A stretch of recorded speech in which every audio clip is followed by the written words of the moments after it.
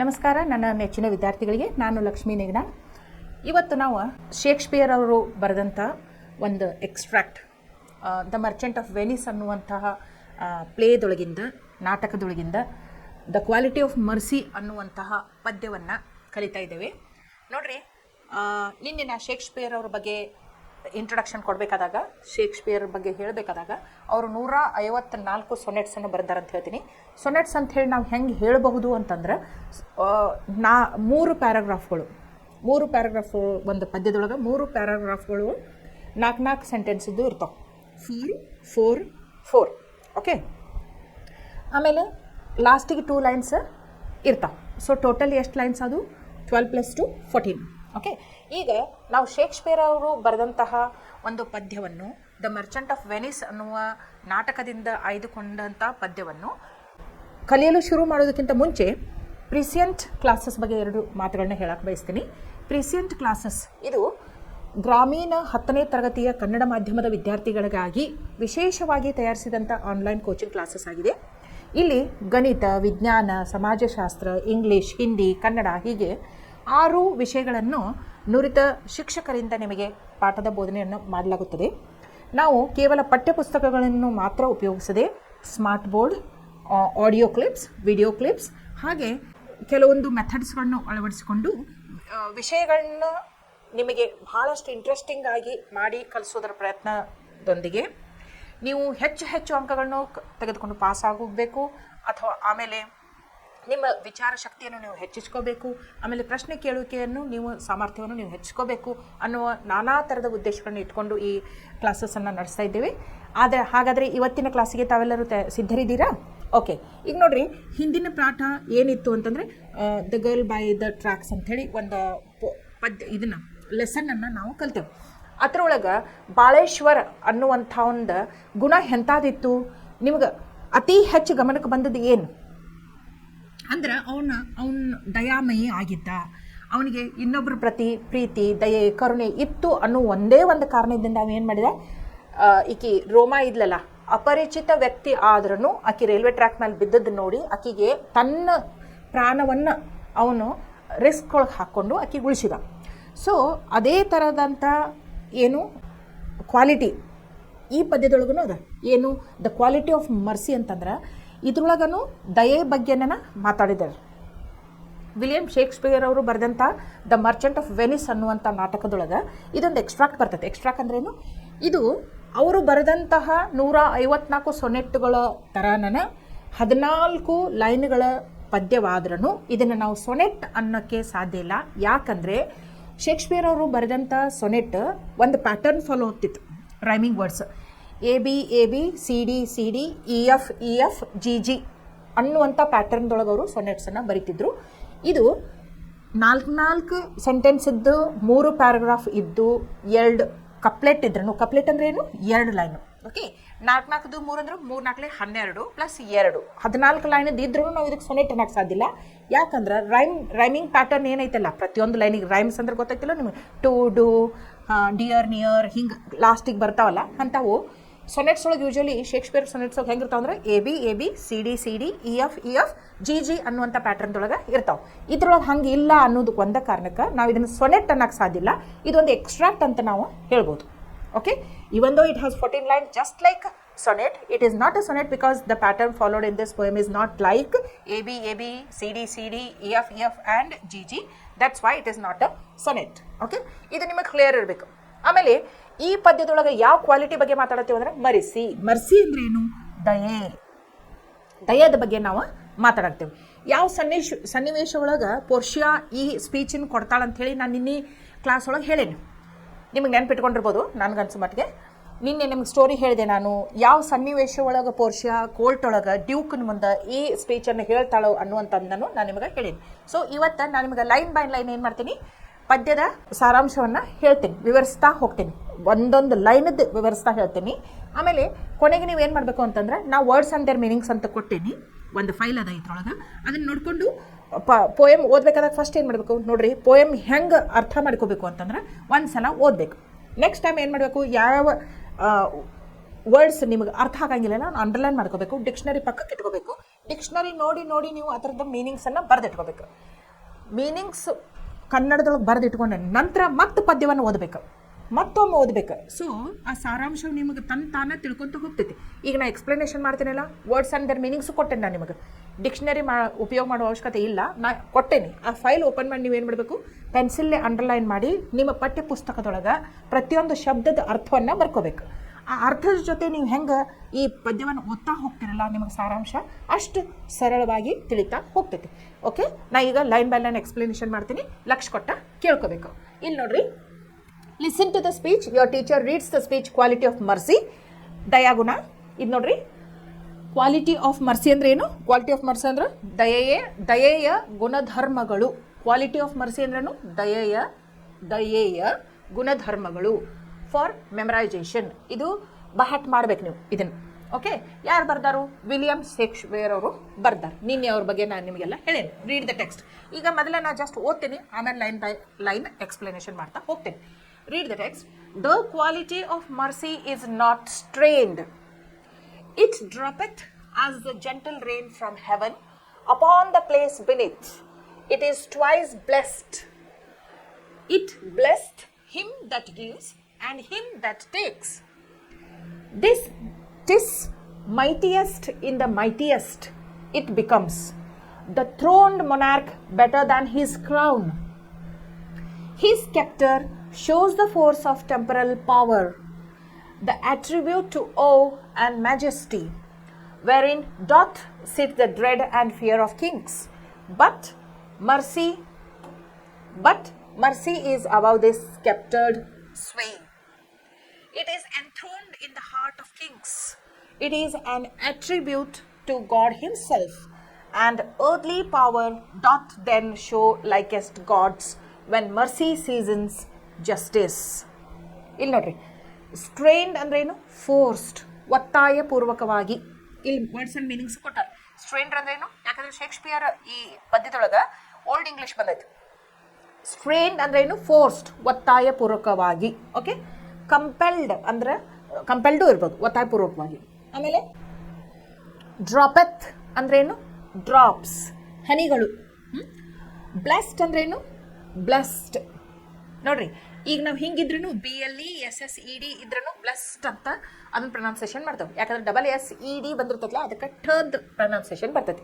ಇದು old English ಒಳಗೂ blessed, ಈ ನ್ಯೂ ಇಂಗ್ಲೀಷ್ ಒಳಗೆ ಸ್ಪೆಲ್ಲಿಂಗ್ ಚೇಂಜ್ ಇದ್ರೂ pronunciation remains the same. Blessed ಅಂದ್ರೆ ಏನು? ಬ್ಲೆಸ್ಡ್ ಅಂದ್ರೆ ಏನು? ಆಶೀರ್ವದಿಸುವುದು. ಓಕೆ, ಬ್ಲೆಸ್ಡ್ ಅಂದ್ರೆ ಆಶೀರ್ವಾದ. ಸ್ಕೆಪ್ಟರ್ ಅಂದ್ರೆ a decorated rod carried by a king or a queen as a symbol of power. ಹಿಂಗೊಂದು ಇದ್ರ ಗತೆ ಇರ್ತೈತಿ, ಡೆಕೋರೇಟೆಡ್ ರಾಡ್ ಇರ್ತೈತಿ. ಹಿಂಗೆ ಈಗ ಪರೇಡ್ ಮಾಡ್ಬೇಕಾದಾಗ ಹಿಂಗೆ ಹಿಡ್ಕೊಂಡು ಮಾರ್ಚ್ ಪಾಸ್ ಮಾಡ್ಕೊತ ಹೋಗ್ತಿರ್ತಾರೆ ನೋಡ್ರಿ, ಒಂದು ದಂಡ ಇರ್ತೈತಿ ಕೈಯೊಳಗೆ, ಹಂಗೆ. ಓಕೆ, ಅದನ್ನ ಹಿಡ್ಕೊಂಡು ರಾಜರು ಹೋದ್ರೆ ಏನು ಅರ್ಥ? ಅವ್ರ ಹತ್ರ ಭಯಂಕರ ಪವರ್ ಐತೆ ಅಂತ ಅರ್ಥ. ಅವರು ಶಕ್ತಿಶಾಲಿ, ಉಳಿದರು ಎಲ್ಲರಿಗಿಂತನೂ ಅವ್ರು ಶಕ್ತಿಶಾಲಿ ಅಂತ ಅದು ಸಿಂಬಾಲ್, ಅದು ಪ್ರತೀಕ. ಓಕೆ, ಟೆಂಪೊರಲ್ ಅಂದ್ರೆ ಏನು? ವರ್ಡ್ಲಿ ಪವರ್ ಅಂದ್ರೆ ಎಲ್ಲ ನಾವು ಏನೀಗ ನಾವು ಪೊಸೆಸ್ ಮಾಡ್ತೇವಲ್ಲ, ವರ್ಡ್ಲಿ ಪವರ್, ಅದು ಪರ್ಮನೆಂಟ್ ಅಲ್ಲ. It is mortal. ಮಾರ್ಟಲ್ ಅಂದ್ರೆ ಏನು? ಮನುಷ್ಯ ಇರುವವರೆಗೂ ಅಷ್ಟೇ ಇರ್ತೈತಿ, ಅದು ಸತ್ ನಂತರ ಅವನ ಜೊತೆ ಹೋಗ್ಬಿಡ್ತೈತಿ. ಓಕೆ, ಟೆಂಪರಲ್ ಅಂದ್ರೆ ವರ್ಡ್ಲಿ ಪವರ್. ಮೆಜೆಸ್ಟಿ ಅಂದ್ರೆ ಏನು? Royal power. ಮೆಜೆಸ್ಟಿ ಅಂತಂದ್ರೆ ಏನು? ಕಿಂಗ್ಸಿಗೆಲ್ಲ ಏನಂತೇವೆ ನಾವು? ಯುವರ್ ಮೆಜೆಸ್ಟಿ ಅಂತ ಹೇಳಿದ್ರೆ ರಾಯಲ್ ಪವರ್ ಅಂದ್ರೆ ರಾಜರ ಶಕ್ತಿ. ಡಾಟ್ ಅಂದ್ರೆ ಹಳಿ ಇಂಗ್ಲೀಷ್ ಒಳಗೆ ಡಸ್ ಅಂದಂಗೆ, ಮಾಡುತ್ತಾನೆ ಅಂದಂಗೆ. ಡ್ರೆಡ್ ಅಂದ್ರೆ ಥ್ರೆಡ್, ಹೆದರಿಕೆ. ಎಂಥ್ರೋನ್ಡ್ ಅಂದ್ರೆ ಸೀಟೆಡ್, ಕುಳಿತಿರುವುದು. ಎಂಥ್ರೋನ್ಡ್ ಅಂದ್ರೆ ಸೀಟೆಡ್, ಕೂತಿರುವುದು. ಅಟ್ರಿಬ್ಯೂಟ್ ಅಂದ್ರೆ ಕ್ವಾಲಿಟಿ, ಕ್ಯಾರೆಕ್ಟರ್. ಅಟ್ರಿಬ್ಯೂಟ್ ಅಂದ್ರೆ ಒಂದು ಗುಣ, ಕ್ಯಾರೆಕ್ಟರ್. ಹೌದು, ಕ್ವಾಲಿಟಿ. ಲೈಕೆಸ್ಟ್ ಗಾಡ್ಸ್ ಅಂದ್ರೆ like that of gods, old English ಒಳಗಿದೆ. Okay, like that of gods. Seasons ಅಂದ್ರೆ ಟೆಂಪರ್ಸ್. ಎನೋಬಲ್ಸ್ ಅಂದ್ರೆ make something noble, make something noble. Okay, ಈಗ ನೋಡ್ರಿ, ಈಗ ಲೈನ್ ಬೈ ಲೈನ್ ನಾನು ನಿಮಗೆ ಇದನ್ನು ಎಕ್ಸ್ಪ್ಲೇನ್ ಮಾಡ್ಕೋತ ಹೋಗ್ತೀನಿ. ನೀವು ಬೇಕಾದ್ರೆ ಬರ್ಕೋಬೋದು, ಪುಸ್ತಕದೊಳಗೆ ಬರ್ಕೋಬಹುದು. ಈಗ ನೋಡ್ರಿ, ದ ಕ್ವಾಲಿಟಿ ಆಫ್ ಮರ್ಸಿ ಅಂತಂದ್ರೆ ಫಸ್ಟ್ ಆಫ್ ಆಲ್ ಏನು? ದಯೆಯ ಗುಣಧರ್ಮಗಳು. ಇದೆ ಮರ್ಸಿ ಅಂದ್ರೇನು? ದಯೆ. ಕ್ವಾಲಿಟಿ ಅಂದ್ರೇನು?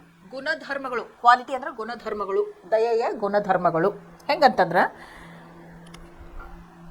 The quality of mercy is not strained. ಇದರ ಅರ್ಥ ಏನು? The quality of mercy is not strained ಅಂದರೆ ಏನು? ಅದರ ಅರ್ಥ ಏನು? ದಯೆಯು ಒತ್ತಾಯಪೂರ್ವಕವಾಗಿ ಯಾರ ಮನಸ್ಸಿನಿಂದಲೂ ಬರುವುದಿಲ್ಲ. ಈಗ ನೋಡ್ರಿ, ನೀವು ಯಾರಿಗಾರು ಫೋರ್ಸ್ ಮಾಡ್ಬೋದು, ಒತ್ತಾಯ ಮಾಡ್ಬೋದು, ನೀ ದಯಾಮಯಿ ಆಗು, ಕರುಣೆ ತೋರಿಸು ಅಂಥೇಳಿ. ಅದು ತನ್ನಿಂದ ತಾನೇ ಬರುವಂಥ ಒಂದು ಏನಾಗೈತಿ, ಕ್ವಾಲಿಟಿ ಆಗೈತಿ. ದಯೆ ಎನ್ನುವುದು ಒತ್ತಾಯಪೂರ್ವಕವಾಗಿ ಬರುವಂಥದ್ದಲ್ಲ, ತನ್ನಿಂದ ತಾನೇ ಬರುವಂಥದ್ದು. ಓಕೆ, ಪೂರ್ವಕವಾಗಿ ಯಾರ ಮನಸ್ಸಿನಿಂದಲೂ ಬರುವುದಿಲ್ಲ. ಸೊ ಇದರ ಅರ್ಥ ಏನು? The quality of mercy is not strained ಅಂದ್ರೆ ಏನು? ದಯೆಯೇ ಗುಣಧರ್ಮವು ಒತ್ತಾಯಪೂರ್ವಕವಾಗಿ ಯಾರಿಂದಲೂ ಬರುವುದಲ್ಲ. Next line, it droppeth as the gentle rain from heaven. ಇಲ್ಲಿ ನೋಡ್ರಿ, ಅದು ಹೆಂಗೆ ಬರ್ತೈತಿ ಅಂದ್ರೆ ಮನುಷ್ಯನ ಮನಸ್ಸೊಳಗೆ ದಯೆ ಅನ್ನುವಂಥದ್ದು ಹೆಂಗೆ ಬರ್ತೈತಿ ಅಂತಂದ್ರೆ, ಆಕಾಶದಿಂದ ಮಳೆ ಹನಿಗಳು ಎಷ್ಟು ಸೂಕ್ಷ್ಮವಾಗಿ ಭೂಮಿಗೆ ತಲುಪ್ತಾವಲ್ಲ ನೋಡ್ರಿ, ಯಾರಿಗೂ ಹಾರ್ಮ್ ಮಾಡಂಗಿಲ್ಲ ಅವು ಮಳೆ ಹನಿಗಳು. ಹೌದು, it droppeth as the gentle rain, ಸೂಕ್ಷ್ಮವಾಗಿ ಅಗದಿ ಎಂಥದ್ದು, ಸ್ವರ್ಗದಿಂದ ಮಳೆ ಹನಿಗಳು ಬೀಳುವಂತೆ ಇರುತ್ತದೆ. ಹೆಂಗಿರ್ತೈತಿ? ದಯೆ ಗುಣ ಅಂತಂದ್ರೆ ಹೆಂಗಿರ್ತೈತಿ ಅಂದ್ರೆ, ಸ್ವರ್ಗದಿಂದ ಮಳೆ ಹನಿಗಳು ಬೀಳುವ ರೀತಿ ಒಳಗೆ ಇರ್ತೈತಿ. ಹೆವನ್, ಸ್ವರ್ಗದಿಂದ ಬರುವಂಥದ್ದು. ಅಂದ್ರೆ ಸ್ವರ್ಗ ಅಂತ ನಾವು ಯಾವಾಗ ಮಾತಾಡ್ತೀವಿ, ಅಲ್ಲಿ ಯಾವುದೋ ಕೆಟ್ಟದ್ದು ಕೆಲಸ ನಡೀತಿರೋದಿಲ್ಲ, ಎಲ್ಲರಿಗೂ ಒಳ್ಳೇದಾಗಬೇಕು, ಆಮೇಲೆ ಎಲ್ಲರೂ ಸಂತೋಷದಿಂದ ಇರಬೇಕು, ಒಟ್ಟು ಪಾಸಿಟಿವಿಟಿ ಭಾಳ ಇರ್ತೈತಿ. ಹೆವನ್ ಅಂತಂದ್ರೆ ಅಲ್ಲಿ ಎಲ್ಲ ಒಳ್ಳೇದನ. Okay, upon the place beneath, ಅದು ಕೆಳಗೆ ಎಲ್ಲಿ ಬೀಳ್ತೈತಲ್ಲ, ಅಪಾನ್ ದ ಒಂದು ಏನು, ಇದು ಬಿದ್ದ ಸ್ಥಳ ಎರಡು ರೀತಿಯಲ್ಲಿ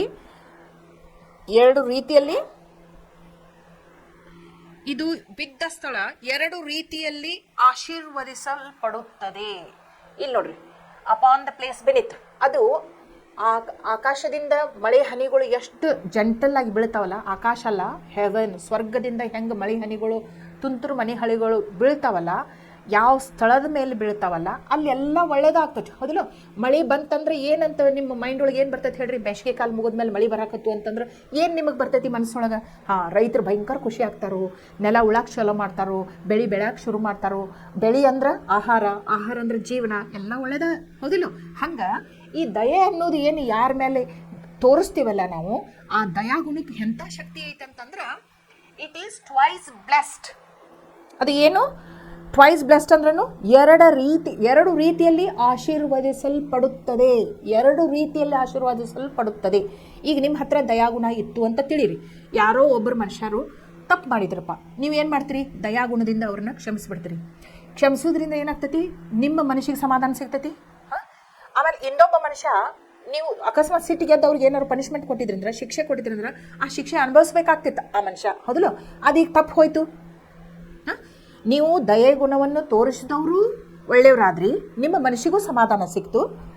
ಯಾಕಂದ್ರೆ ಅವ್ನು ನನಗೆ ಹಿಂಗೆ ಮಾಡ್ಯಾನು, ನಾನು ಅವ್ನು ಹಂಗೆ ಮಾಡಬೇಕು ಅಂತ ನೀವು ಸೇಡ್ ತೀರಿಸ್ಕೊಳ್ಳೋ ಭಾವನೆ ಒಳಗೆ ಇದ್ದಿದ್ರಂದ್ರೆ ಅದು ನಿಮಗೂ ಕೆಡಕಾಗ್ತಿತ್ತು. ಆಮೇಲೆ ಶಿಕ್ಷೆಗೊಳಗಾದವನಿಗೂ ಅದು ಚಲೋ ಆಗ್ತಿರ್ಕಿಲ್ಲ. ಈಗ ನೀವು ದಯಾಗುಣ ಹೊಂದಿದಿರಿ ಅಂತ ಅಂದದ ಕಾರಣ ಅವ್ನು ಏನು ತಪ್ಪು ಮಾಡಿದ್ದು ನೀವು ಕ್ಷಮಿಸ್ಬಿಟ್ರಿ. ಆಮೇಲೆ ಆ ಮನುಷ್ಯ ಇದಲ್ಲ, ದಯೆ ಯಾರು ರಿಸೀವ್ ಮಾಡ್ಕೊಳಕತ್ತಾರಲ್ಲ ಅವನಿಗೆ ಶಿಕ್ಷೆ ಅನುಭವಿಸುವುದು ತಪ್ಪಿತು. ಸೊ ಈ ದಯೆ ಅನ್ನೋದು ಹೆಂಗಂತಂದ್ರೆ, ಕೊಡುವವರಿಗೂ ಒಂದು ಆಶೀರ್ವಾದ, ತೆಗೆದುಕೊಳ್ಳೋರಿಗೂ ಒಂದು ಆಶೀರ್ವಾದ. Twice blessed. ಅರ್ಥ ಆಯ್ತು ನಿಮಗೆ? ಇದು ಲೈನ, it is twice blessed. It ಅಂದ್ರೆ ಯಾವುದು? ದಯೆ. ದಯೆ ಎಷ್ಟು ಸಲ ಬ್ಲೆಸ್ಡ್ ಆಗೈತಿ? Twice. It is twice blessed. Next line ನೋಡ್ರಿ, it blesseth him that gives and him that takes. ಇದ್ರ ಅರ್ಥ ಏನು? ಅದು ಬಿದ್ದ ಸ್ಥಳ ಎರಡು ರೀತಿಯಲ್ಲಿ ಆಶೀರ್ವದಿಸಲ್ಪಡುತ್ತದೆ. ದಯೆಯನ್ನು ಯಾರು ತೋರುತ್ತಾರೋ ಹಾಗೂ ಅದನ್ನು ಪಡೆಯುತ್ತಾರೋ ಅದು ಬಲಶಾಲಿ ಆದವನಲ್ಲಿ ದಯೆ ಇದ್ದರೆ ಆತನು ಇನ್ನೂ ಬಲಶಾಲಿ ಆಗುವನು. ಇಲ್ಲಿ ನೋಡ್ರಿ, ಇದೇನದು? It blesseth him that gives. ಯಾರ ದಯೆಯನ್ನು ಕೊಡುತ್ತಾರೋ, ಯಾರು ದಯೆಯನ್ನು ತೆಗೆದುಕೊಳ್ಳುತ್ತಾರೋ ಇಬ್ಬರಿಗೂ ಅದು ಆಶೀರ್ವದಿಸುತ್ತದೆ. ನಾನು ನಿಮ್ಗೆ ಹೇಳಿ ಹೆಂಗೆ ಆಶೀರ್ವಾದಿಸ್ತೈತೆ ಅಂತೇಳಿ ನಾನು ನಿಮ್ಗೆ ಹೇಳೀನಿ. This mightiest in the mightiest it becomes. ಇಲ್ಲಿ ನೋಡ್ರಿ, ಇದು ಯಾರು ಈ ದಯೆ ಅನ್ನುವಂಥ ಕ್ವಾಲಿಟಿ ಇರ್ತೈತಿಲ್ಲ ಅವರು ಶಕ್ತಿಶಾಲಿಗಳಿಗಿಂತ ಶಕ್ತಿಶಾಲಿಗಳಂತ. ದ ಮೈಟಿಯೆಸ್ಟ್ ಅಂದ್ರೆ ಏನು? ಶಕ್ತಿಶಾಲಿ, ಭಾಳ ಶಕ್ತಿಶಾಲಿ ಇದ್ದವನಿಗಿಂತ ಶಕ್ತಿಶಾಲಿ ಆಗಿರ್ತಾರೋ ಅಂತ ಹೇಳ್ತಾರೆ. It becomes. ನೋಡ್ರಿ, ಇದಕ್ಕೆ ಹೆಂಗೆ ಎಕ್ಸ್ಪ್ಲನೇಷನ್ ಕೊಡ್ತಾರಂತಂದ್ರೆ, ಶಕ್ತಿಶಾಲಿ ಅಂದ ತಕ್ಷಣ ನಿಮ್ಗೆ ಯಾರು ಮನಸ್ಸಿಗೆ ಬರ್ತಾರೋ? ಆರ್ಡಿನರಿ ಪೀಪಲ್ ಅಂತೂ ಭಾಳ ನಾವು ಶಕ್ತಿಶಾಲಿ ಅದಾನು ಅಂತ ಹೇಳಕ್ಕೆ ಬರಂಗಿಲ್ಲ. ಸೊ ಓಲ್ಡ್ ಇಂಗ್ಲೀಷ್ ಅವಾಗಿನ ಕಾಲದೊಳಗೆ ಎಲ್ಲ ರಾಜರು ಮಹಾರಾಜರು ಇರ್ತಿದ್ರು. ಈಗಿಲ್ಲ, ಗೌರ್ಮೆಂಟ್ಸ್ ಅದಾವ. ಬಟ್ ಅವಾಗ ಶೇಕ್ಸ್ಪಿಯರಿಯನ್ ಟೈಮ್ ಒಳಗೆ ಶಕ್ತಿಶಾಲಿ ಅಂದ್ಕೊಳ್ಳಿ ಯಾರು ಮನಸ್ಸಿಗೆ ಬರಬೇಕು ನಿಮಗೆ? ಮೆಜೆಸ್ಟಿ, ರಾಜರನ್ನ ನೆನಪು ಬರಬೇಕು. ಹೌದು, ಇಲ್ಲಿ ನೋಡ್ರಿ, the throned monarch better than his crown. ಇಲ್ಲಿ ನೋಡ್ರಿ, ಒಬ್ಬ ರಾಜ, ಸಿಂಹಾಸನದ ಮೇಲೆ ಕುಂತಹ ರಾಜ, ದ ಥ್ರೋನ್ಡ್ ಮೊನಾರ್ಕ್, ಸಿಂಹಾಸನದ ಮೇಲೆ ಕುಳಿತಂಥ ರಾಜ, ಬೆಟರ್ ದ್ಯಾನ್ ಹೀಸ್ ಕ್ರೌನ್. ಅವನಿಗೇನ, ಅವನು ತಲೆ ಮೇಲೆ ಒಂದು ಕಿರೀಟ ಇರ್ತಿತ್ತು. ಅದೇನು? ಎತ್ರ ಪ್ರತೀಕ? ಮಹಾರಾಜ, ಎಲ್ಲದಕ್ಕಿಂತ ಶಕ್ತಿಶಾಲಿ, ಪ್ರತಿಭಾಶಾಲಿ, ಅವನ ಸುಪೀರಿಯರ್ ಅಂತ ತೋರಿಸ್ಕೊಡ್ತಿತ್ತು. ಹೌದಲ್ಲ? ಬಟ್ ಈ ಪೋರ್ಷಿಯಾ ಇದಕ್ಕೆ ಏನು ಹೇಳ್ತಾಳಂತಂದ್ರೆ, ಆ ಡ್ಯೂಕನ್ ಮುಂದೆ, ಆಮೇಲೆ ಶಲಾಕನ್ ಮುಂದೆ, ಈ ಏನು ಶಲಾಕ್ ಜಿದ್ ಹಿಡ್ಕೊಂಡು ಕುಂತಿರ್ತಾನಲ್ಲ, ನನಗೆ ಏನು ಅಂಟೋನಿಯೊಂದು 1 ಪೌಂಡ್ ಫ್ಲಶ್ ಬೇಕಂದ್ರೆ ಬೇಕು, ಅವ್ನು ಕರೆಕ್ಟ್ ಟೈಮಿಗೆ ನನಗೆ ದುಡ್ಡು ವಾಪಸ್ ಕೊಟ್ಟಿಲ್ಲ, ಅವ್ನ ಮಾತಿಗೆ ತಕ್ಕ ನಡ್ಕೋಬೇಕು ಅಂತ ಕುಂತಿರ್ತಾನಲ್ಲ, ಅದಕ್ಕೆ ಹೇಳ್ತಿರ್ತಾಳೆ, ನೋಡು ನೀ ಎಷ್ಟು ಪವರ್ಫುಲ್ ಆಗ್ತಿ ಅಂತಂದ್ರೆ, ದಯೆ ತೋರಿಸಿದಿ ಅಂತಂದ್ರೆ ಆಂಟೋನಿಯನ್ ಮೇಲೆ ನೀವು ಒಮ್ಮೆ ದಯೆ ತೋರಿಸಿದಿ ಅಂತಂದ್ರೆ ನೀ ಎಷ್ಟು ಶಕ್ತಿಶಾಲಿ ಆಗ್ತಿ ಅಂತಂದ್ರೆ, ಸ್ವತಃ ಆ ಮಹಾರಾಜರು ಏನು ಸಿಂಹಾಸನದ ಮೇಲೆ ಕುಂತಾರಲ್ಲ, ತಲೆ ಮೇಲೆ ಕಿರೀಟ ಇಟ್ಕೊಂಡು, ಅವ್ರಿಗಿಂತ ಹೆಚ್ಚು ನೀ ಶಕ್ತಿಶಾಲಿ ಆಗ್ತಿ. ಯಾವ ಗುಣ ಇದ್ರೆ ನಿನ್ನಲ್ಲಿ? ದಯೆ ಅನ್ನುವಂಥ ಒಂದು ಗುಣ ನಿನ್ನೊಳಗೆ ಇತ್ತಂದ್ರೆ ನೀನು ಮಹಾರಾಜರಿಗಿಂತ ಹೆಚ್ಚು ಶಕ್ತಿಶಾಲಿ ಆಗ್ತಿ ಅಂತ ಹೇಳ್ತಾಳೆ.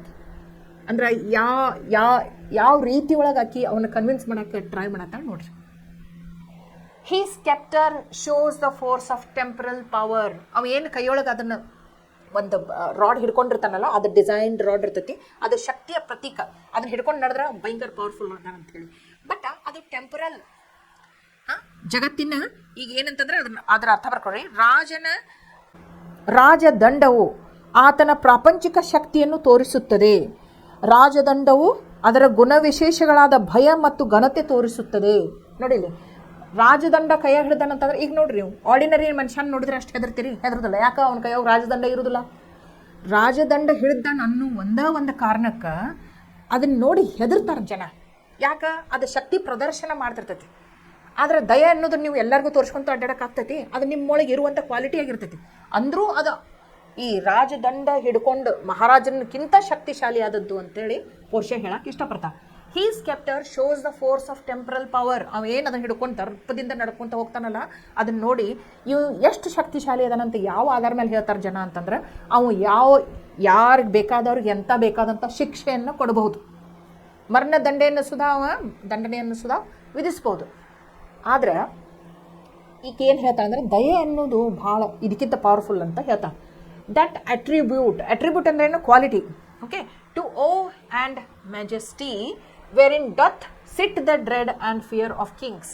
ಇಲ್ಲಿ ನೋಡ್ರಿ, ಅಟ್ರಿಬ್ಯೂಟ್ ಅಂದರೆ ನಾ ಹೇಳೇ ನಿಮಗೆ, ಅಟ್ರಿಬ್ಯೂಟ್ ಅಂದ್ರೆ ಕ್ವಾಲಿಟಿ ಅಥವಾ ಕ್ಯಾರೆಕ್ಟರ್. ಅದು ಮಹಾರಾಜನ ಒಂದು ಕ್ಯಾರೆಕ್ಟರ್ ಆಗಿರ್ತೈತಿ, ಅದನ್ನ ಹಿಡ್ಕೊಂಡು ದರ್ಬಾರ್ಲೆ ಇರೋದು.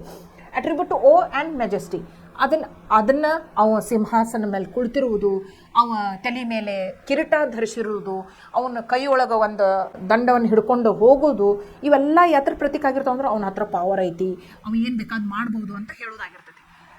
Wear in the sit the dread and fear of kings, ಅದನ್ನು ನೋಡಿ ಜನ ಹೆದರ್ತಿರ್ತಾರೆ. ಸಾಧಾರಣ ವ್ಯಕ್ತಿನ ನೋಡಿ ಯಾರು ಹೆದರಂಗಿಲ್ಲ, ಯಾರು ಮರ್ಯಾದೆ ಕೊಡಂಗಿಲ್ಲ. ಆದ್ರೆ ಇವೆಲ್ಲ ಇದ್ದದ ಕಾರಣಕ್ಕೆ ಅವು ಮಹಾರಾಜ ಅಂತಾರೋ ಅವ್ನಿಗೆ ಹೆದರ್ತಿರ್ತಾರೋ ಅಂತ ಹೇಳ್ತಾರೆ.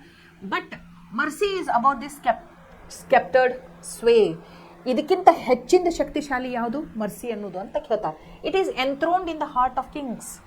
ಇದು ಏನು ಸಿಂಹಾಸನ ಇರಬಹುದು, ಅಥವಾ ಅವನ ತಲೆ ಮೇಲಿನ ಕಿರೀಟ ಇರಬಹುದು, ಅಥವಾ ಅವನ ಕೈಯಲ್ಲಿ ಹಿಡಿದಂಥ ದಂಡ ಇರಬಹುದು. ಇವೆಲ್ಲ ಕಣ್ಣಿಗೆ ಕಾಣುವಂಥ ವಸ್ತುಗಳು.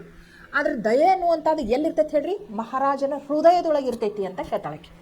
ಮಹಾರಾಜನ ಹೃದಯದೊಳಗಂತ ಇರ್ತೈತಿ. ಈಗವ ನಾ ಜಸ್ಟಿಸ್ ಅಂದ್ರೆ ಏನು?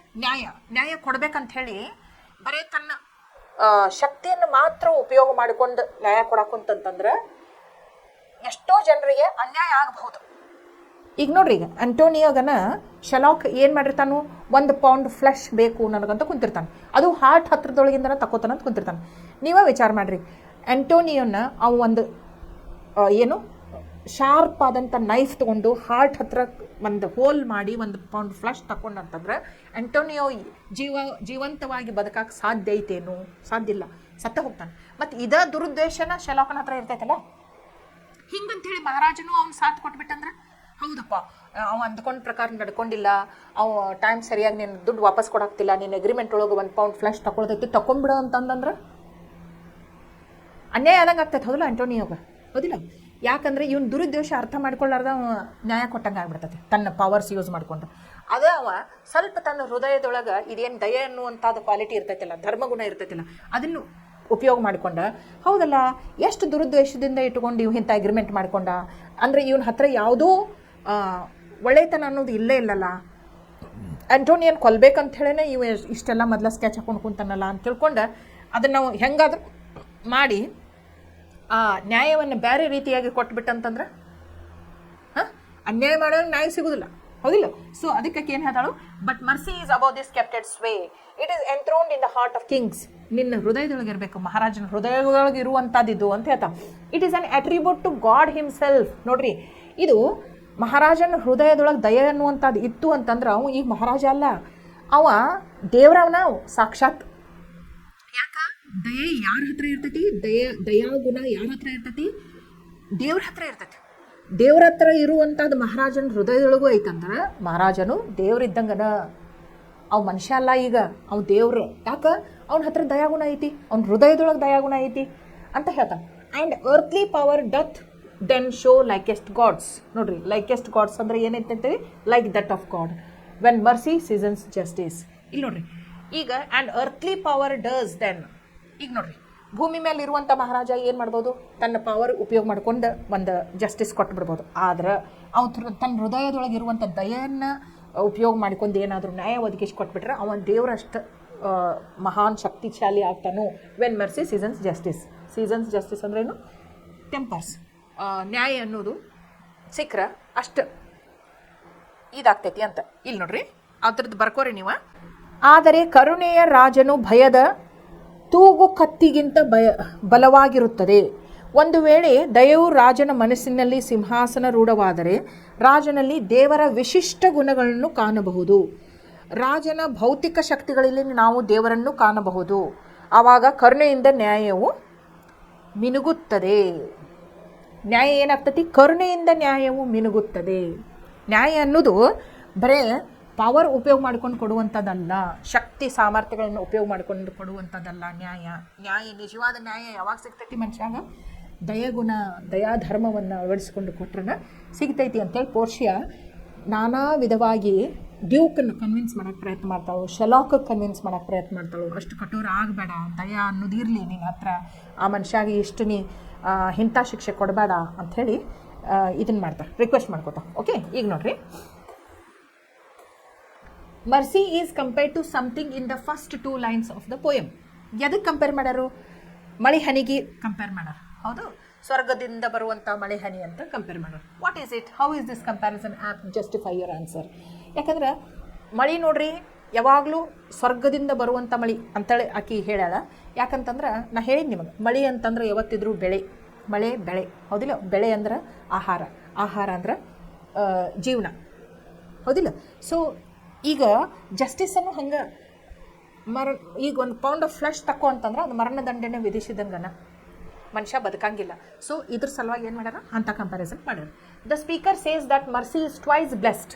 2 ಸಲ ಆಶೀರ್ವದಿಸಲ್ಪಡುತ್ತದೆ ಅಂತ. ಸ್ಪೀಕರ್ ಯಾರು? The speaker is Portia. She is disguised as a lawyer in the speech while giving the speech in duke's court. ಇಷ್ಟೆಲ್ಲ ಗೊತ್ತಿರ್ಬೇಕು. ನಾನು ನಿಮ್ಗೆ ಬ್ಯಾಕ್ಗ್ರೌಂಡ್ ಸ್ಟೋರಿ ನಿನ್ನೆ ಹೇಳೇನು ನಿಮಗೆ. The speaker here is Portia. Portia ಯಾರು? ಬೆಸಿನಿಯೋನ್ ಹೆಂಡ್ತಿ. ಆಂಟೋನಿಯನ್ ಫ್ರೆಂಡ್ ಬೆಸಿನಿಯೋ ಮದುವೆ ಮಾಡ್ಕೋಬೇಕಂತಿರೋದು ಪೋರ್ಷಿಯಾ. ಅವ್ರ ಮದುವೆ ಆಗಿರ್ತೈತಿ ಈಗಾಗಲೇ. ಬಟ್ ಇದನ್ನು ರಾಜನ ಮುಂದೆ ಬಂದಾಗ ಆಕಿ she disguised herself as a lawyer. ಏನು ಗಂಡಸಿನ ವೇಷದೊಳಗೆ ಒಬ್ಬ ವಕೀಲ್ ಆಗಿ ಆಕಿ ಬಂದಿರ್ತಾಳಲ್ಲಿ. The speaker says that mercy is twice blessed. ಈ ದಯೆ ಅನ್ನೋದೈತಲ್ಲ 2 ಸಲ ಆಶೀರ್ವದಿಸಲ್ಪಟ್ಟಿರುತ್ತದೆ ಅಂತ ಹೇಳ್ತಾಳು. What does she mean by this? 2 ಸಲ ಆಶೀರ್ವದಿಸಲ್ಪಟ್ಟಿರುತ್ತದೆ ಅಂತ ಯಾಕೆ ಹೇಳ್ತಾಳು ಅಂತಂದ್ರೆ, ಒಂದು ಕೊಡುವವನಿಗೂ ಇದೊಂದು ಮಹಾ ಆಶೀರ್ವಾದ. ಯಾಕಂದರೆ ಇದು ದೇವ್ರ ಗುಣ. ಶೇಡ ಇಟ್ಕೊಂಡ್ರೆ ಮನುಷ್ಯಗೆ ತ್ರಾಸ ಆಗ್ತೈತಿ.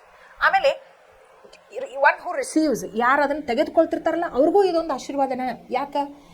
ಇವು ಅಕಸ್ಮಾತ್ ದಯೆಯನ್ನು ಕೊಡದೆ ಶಿಕ್ಷೆಯನ್ನು ಕೊಡಕ್ಕೆ ಕುಂತಿದ್ರೆ ಆ ಶಿಕ್ಷೆಯನ್ನು ಅನುಭವಿಸ್ಬೇಕಾಗ್ತಿತ್ತೋ ಇಲ್ಲೋ, ಅದರಿಂದ ಪಾರಾದೋ ಇಲ್ಲೋ. ಸೊ ಅವನಿಗೂ ಇದೊಂದು ಆಶೀರ್ವಾದ, ಕೊಡುವವರಿಗೂ ಇದೊಂದು ಆಶೀರ್ವಾದ, ತೆಗೆದುಕೊಳ್ಳುವವರಿಗೂ ಇದೊಂದು ಆಶೀರ್ವಾದ. ಅದಕ್ಕಾಗಿ ಏನು ಹೇಳ್ತಾಳು, ಮರ್ಸಿ ಈಸ್ ಟ್ವೈಸ್ ಬ್ಲೆಸ್ಡ್ ಅಂತ ಹೇಳ್ತಾಳೆ. Sceptre shows the force of temporal power. In contrast what are whose quality does mercy stand for. ಇಲ್ಲಿ ನೋಡ್ರಿ, sceptre shows the force of temporal power ಅಂದರೆ ಇದು ಮನುಷ್ಯನ ಶಕ್ತಿ ಪ್ರದರ್ಶನ ಮಾಡ್ತೈತಿ. ಸ್ಕೆಪ್ಟರ್ ಅದೇನು ದಂಡ ಹಿಡ್ಕೊಂಡಿರ್ತಾನಲ್ಲ ರಾಜ, ಅದ ಮರ್ಸಿ ಅನ್ನೋ ಕ್ವಾಲಿಟಿ ಇರ್ತೈತಲ್ಲ, ಅದು ಏನು ಪ್ರದರ್ಶನ ಮಾಡ್ತೈತಿ, ಅದು ದೇವರ ಗುಣವನ್ನು ಪ್ರದರ್ಶನ ಮಾಡ್ತೈತಿ, God's grace. Okay, some traits or qualities are mention below. Classify them into 2 categories, temporal power and divine attributes. ಇಲ್ಲಿ ನೋಡಿ, ಲವ್ ಇದೇನು divine temporal, divine. Revenge temporal, sympathy divine, tyranny ಇದೇನು ಟೆರನಿ ಅಂದ್ರೆ temporal, cruelty temporal, miserliness temporal, mercy divine, hatred temporal, tit for tat attitude temporal, compassion divine. Read